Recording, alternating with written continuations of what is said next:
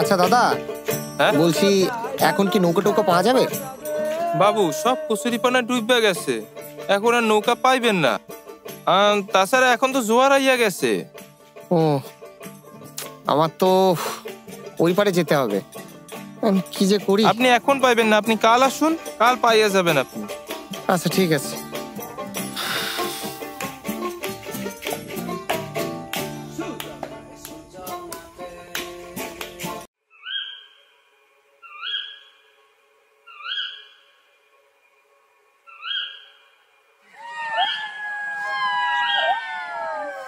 এত অন্ধকারে আবার বাঘ না এসে ধরে। একবার আমি একটা রোগীর চিকিৎসা করেছিলাম, তার কাঁধে গুয়ো বাঘে থাবা মেরেছিল। এদিকে আবার সাপের কবলে যাতে না পড়তে হয়। সাপের ঘাড়ে পা দিলেই আমার ডাক্তার লীলা অচিরাত সাঙ্গ করতে হবে।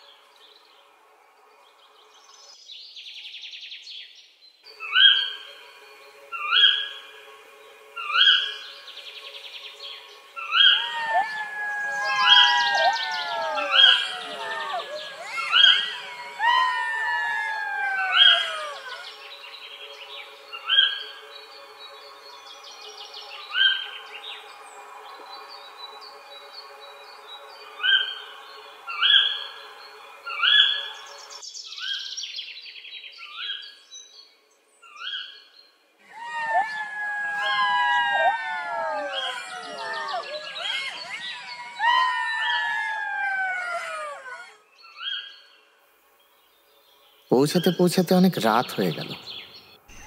এখন শ্রীনাথ দাসকে যে কোথায় পাই, কার সাথেই যে কথা বলবো, আশেপাশে তো কাউকে দেখতেও পাচ্ছি না। ওই দিন তো গেল, সন্ধ্যা হলো, পার করো।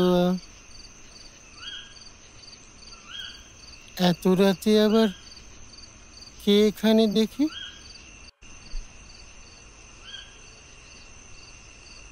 কে মশাই আপনি? আপনাকে তো এই গায়ে কখনো আর দেখিনি আগে। আগে আমি মনীন্দ্র রায়। ওই আমি এ গায়ের শ্রীনাথ দাসের সাথে দেখা করতে এসেছি। আচ্ছা, ওই কাজের বিষয়ে কথা ছিল একটু। শ্রীনাথ দাস? হ্যাঁ, আপনি কি চেনেন? হ্যাঁ, বিলক্ষণ চিনি, চিনব না কেন? আমি তো শ্রীনাথ দাস। ও নমস্কার, আমি আপনাকে চিনতে পারিনি। আচ্ছা আচ্ছা, আমি আসলে ওই পলাশপাড়া গ্রাম থেকে এসেছি। আচ্ছা, আমি পেশায় একজন ডাক্তার। আচ্ছা, আসলে সত্যি কথা বলতে কি, ডাক্তারি পেশাতে তেমন সুরাহা করতে পারছি না। ও গ্রামের লোকজন এখনো ওই কুসংস্কারকেই বিশ্বাস করে। তাদের মধ্যে এখন ওই বিজ্ঞান চিকিৎসামূলক ব্যাপারটা ঠিক সরগর হয়নি। তাই ভাবছিলাম যে এই ডাক্তারি পেশাটা ছেড়ে দিয়ে যদি একটু শিক্ষকতা করে বাড়তি রোজগার করা যায়, তার জন্যই আসা। তা আপনাদের এখানে কি কোনো শিক্ষক নিয়োগ হচ্ছে এখন? শিক্ষক নেওয়ার একটা কথা আছে, কিন্তু সে তো সেই আশ্বিন মাসে। কেন কি, ডিস্ট্রিক্ট বোর্ড থেকে যে আর্থিক যে আমরা সাহায্যটা পাই, সেটা পাই হলো গিয়ে ওই 10 টাকা 25 পয়সা, বুঝতে পারলেন কি? তাতে ওই 10 টাকা 25 পয়সা দিয়ে দুজন শিক্ষক রেখে স্কুল চালানো, বুঝতে পারছেন কতটা অসুবিধার মধ্যে পড়তে হয়। সে তো বটেই। তা আমরা শিক্ষক নেব সে ওই আশ্বিন মাসে, তার আগে বুঝলেন কিনা ডাক্তারবাবু, তার আগে নেওয়া সম্ভব। আচ্ছা আচ্ছা, ঠিক আছে, তাহলে আসি। তাহলে হ্যাঁ হ্যাঁ, আসুন। শুনুন ডাক্তারবাবু, এই এত রাতে আপনি এখন যাবেন কি করে? এখন কোনো নৌকোও পাবেন না, নদী পার হয়ে ওপারে যেতেও পারবেন না, তো আমার কাছে আজকে এই রাতটা থেকে গেলে হয় না? অসংখ্য ধন্যবাদ না না, আপনাকে। ধন্যবাদ দেওয়ার কিছু নেই, চলুন আর আচ্ছা। দুজনে গল্প করতে করতে রাত কাটিয়ে দেবো, তাতে কোনো অসুবিধা হবে না। আজকাল মানুষের জন্য মানুষ কজনই বা করে বলুন? না না, আমরা যতদিন বেঁচে আছি বুঝলেন, হ্যাঁ। এইভাবেই চলবে। আর আপনি আমাদের স্কুলে শিক্ষকতা করবেন, এ তো আমাদের পরম সৌভাগ্য, বুঝলেন কিনা? না না, এইভাবে কেন পরম বলছেন? সৌভাগ্য। না না, দেখবেন দেখবেন, হ্যাঁ, হ্যাঁ, এই জায়গাটা ঠিক আছে। স্যাঁতসেঁতে আছে, একটু একটু দেখে, বুঝলেন কিনা? রাস্তাঘাট খুব পিচ্ছিল। একটু দেখে আসবেন। হ্যাঁ হ্যাঁ, আসুন আসুন। ঠিক আছে।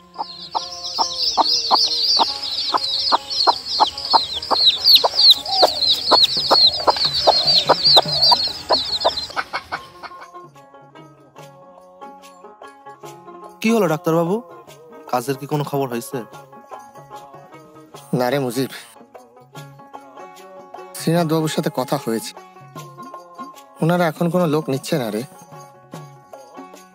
আশ্বিন মাসে যোগাযোগ করতে বললো। আচ্ছা, আসি রে।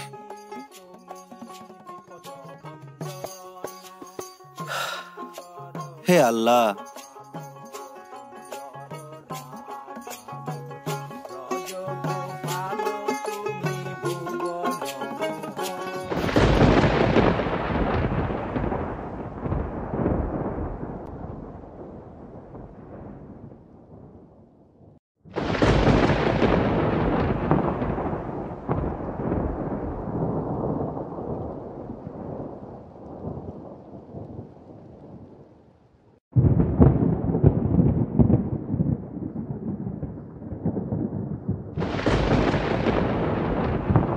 জয় মাতারা, জয় মাতারা, জয় মাতারা, জয় মাতারা।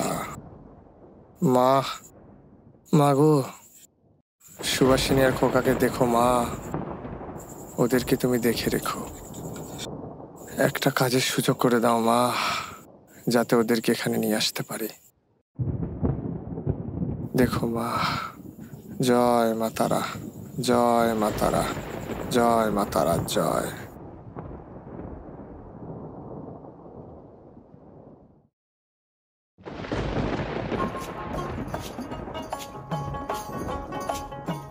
বৃষ্টি হবে নাকি? হতেও পারে, আকাশের গতি তো ভালো ঠেকছে না।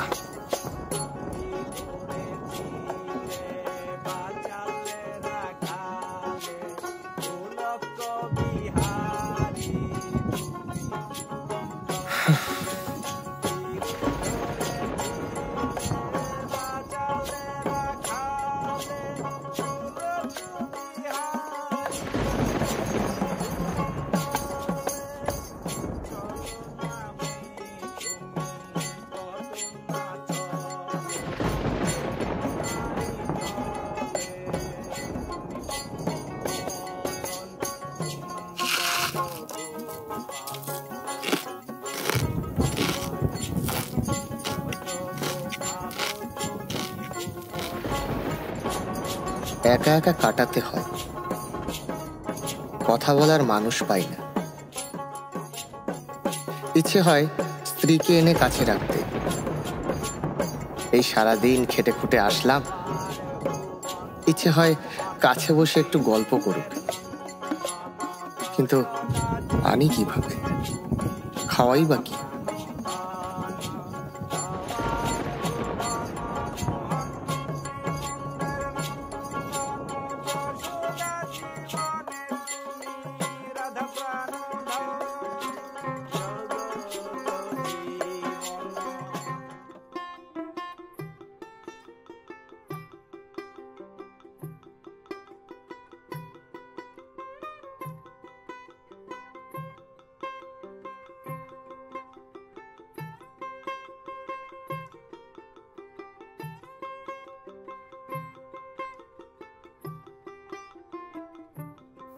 বেশি দূর কোথাও যেতে পারি না, কি জানি হয়তো যদি আবার রোগী এসে ফিরে যায়। তাই আমার এই ফুটো ঘরের ঘরের ডিসপেন্সারি আর মুজিবের দোকান, দোকান আর ডিসপেন্সারি, এটুকু নিয়েই থাকি। কোনো দিন নদীর ধার থেকে শাকপাতা তুলে আনি, কতদিনই আর এই হামে ভাতে ভালো লাগে।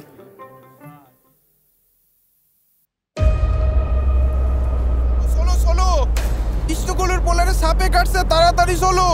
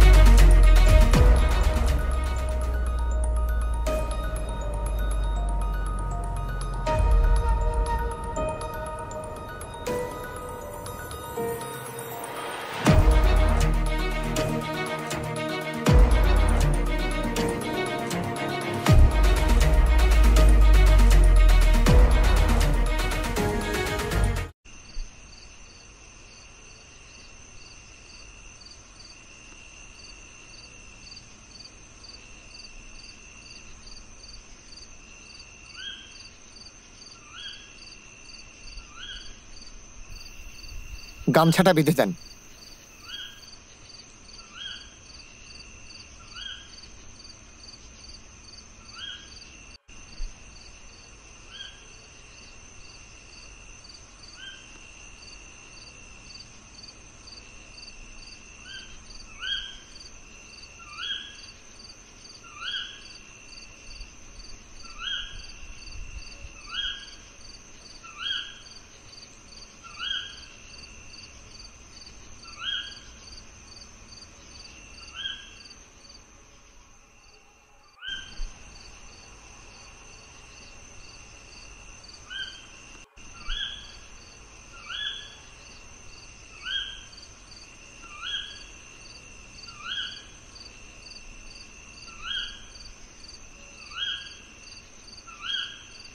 ভয় পাওয়ার কিছু নেই, বিষ কেটে গেছে, একটু পরেই জ্ঞান ফিরে আসবে। আরে আরে কি করছেন কি? ঠিক আছে, আসি। কই জয় মা মনসা জয়। দেহি কি হইছে? জয় জয় মা মনসা জয়। এটা করছো কি? বাঁধন খোলো খোলো খোলো, এতে আরো বিষ ছড়াইবো। আরে আরে আরে আপনি কি করছেন? আরে এতে আরো বিষ ছড়িয়ে যাবে। ও বুঝবো না বুঝবো না আমি ওষুধ বুঝবো না, দিয়ে দিয়েছি। ও বুঝবো না।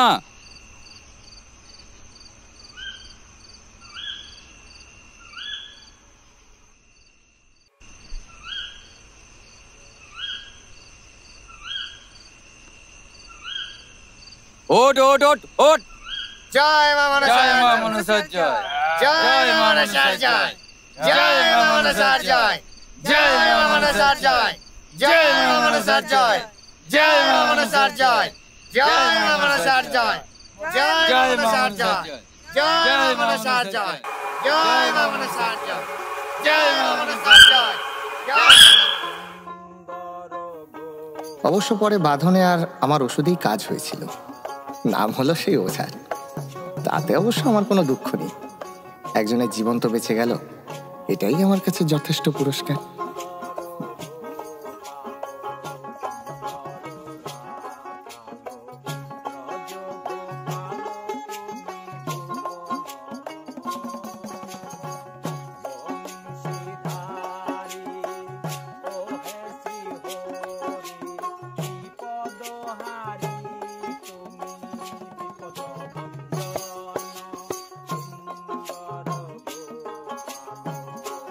না, ভাবছি টাকা পয়সা কিছু হাতে আসলে সুবাসিনী আর খোকাকে নিয়ে আসবো। তাছাড়া মুজিবর তো বলেছে নদীর ধারে কিছু জমি দেবে, সেখানে দুটো ঘর তুলবো, একটা ফুলের বাগান করব। এখানকার তহসিলদারকে বলে জমি নিয়ে চাষ করব, ধান হলে তখন সচ্ছলতা ঠিকই ফিরে আসবে।